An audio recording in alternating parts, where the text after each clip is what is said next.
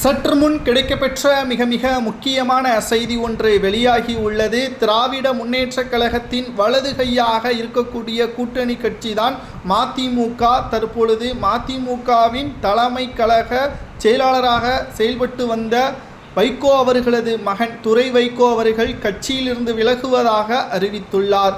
தனியாக ஒரு கட்சி செயல்பட்டால் அதன் தனித்தன்மை மற்றும் அதன் தத்துவங்கள் மக்களுக்கு கொண்டு செல்ல வேண்டும். ஒரு கட்சிக்கு கூட்டணி செல்லலாம், அவர்களுக்கு அடிமையாக செயல்பட முடியாது.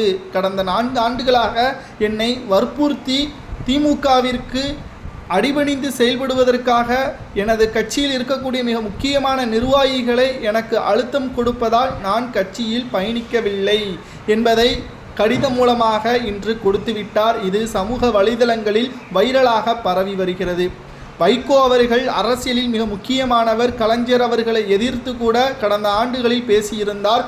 ஆனால் தற்பொழுது திமுக கூட்டணிக்கு வந்த பிறகு முழுமையாக திமுகவில் இணைந்தது போலவே வைகோ அவர்களது செயல்பாடுகளும் மேடைகளில் சூரியன் சின்னத்தில்தான் போட்டியிட வேண்டும், வைகோ அவர்களுக்கோ மதிமுகவிற்கோ தனி சின்னம் ஒதுக்கப்படக்கூடாது என்பதற்கேற்ப திமுகவிடம் இருந்து அழுத்தங்கள் அதிகமாகவே கொடுக்கப்பட்டது. ஆனால் துரை வைகோ அவர்கள் பொறுப்பேற்ற பிறகு நாங்கள் உங்களுடன் கூட்டணியில்தான் வைத்திருக்கிறோம், எங்களுக்கென்று எங்களது தொண்டர்கள் இருக்கிறார்கள், நாங்கள் பம்பரம் சின்னத்தில்தான் போட்டியிடுவோம் என்று அழுத்தம் திருத்தமாக திமுகவிற்கு எதிராகவே மக்களவை தேர்தலின் பொழுது பேசியிருப்பார். இது மதிமுகவில் இருக்கக்கூடிய நிர்வாகிகளுக்கு கடும் கோபத்தை ஏற்படுத்தியது. ஏனென்றால் மதிமுகவிற்கு தேவை சீட்டுகளோ பிற தொகுதிகளோ கிடையாது.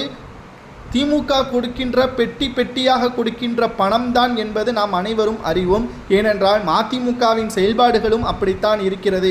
ஆனால் வைகோ அவர்களது மகன் இளம் ரத்தம் அல்லவா, அவர் துடிப்போடு நான் இவ்வாறு ஏன் செயல்பட வேண்டும், இது எனது தந்தை ஆரம்பித்த கட்சி, அவருக்கு பின்னால் பல கோடி தொண்டர்கள் இருப்பதாக அவரை கூறுகிறார். தற்பொழுது அரசியலில் நீண்ட காலம் இருக்க வேண்டும் என்றால் தனக்கென ஒரு கொள்கையும் வகுத்து அதன்படி செயல்பட்டால் மட்டும்தான் தொண்டர்கள் கடைசி வரைக்கும் செயல்படுவார்கள். திமுகவின் அடிமையாக அவர்கள் கொடுக்கின்ற பணத்தை வாங்கி கொண்டு செயல்பட்டால் நிச்சயம் தன்னுடைய தொண்டர்களும் கட்சியில் இருக்கக்கூடிய நிர்வாகிகளுக்கு கீழ் செயல்படக்கூடிய அடிமட்ட தொண்டர்களும் கட்சியிலிருந்து விலகி பிற கட்சிகளுக்குத்தான் செல்வார்கள் என்பதை கடந்த 4 ஆண்டுகளாக பதவியேற்றிலிருந்து நிர்வாகிகளுக்கு தெரிவித்தார். ஆனால் நாங்கள் சொல்வதை மட்டும்தான் கேட்கணும், இல்லை என்றால் உங்களது தந்தையிடம் கூறிவிடுவோம் என்று பயத்திலேயே வைத்திருந்தார்கள் துரை வைகோ அவர்களை. இதன் காரணமாகத்தான் இனி நான் பொறுப்பில் இல்லை என்று ராஜினாமா செய்துவிட்டு கட்சியிலிருந்து வெளியேறுவதாகவும் தெரிவித்து விட்டார். அவர் எடுத்த முடிவு சரிதானா?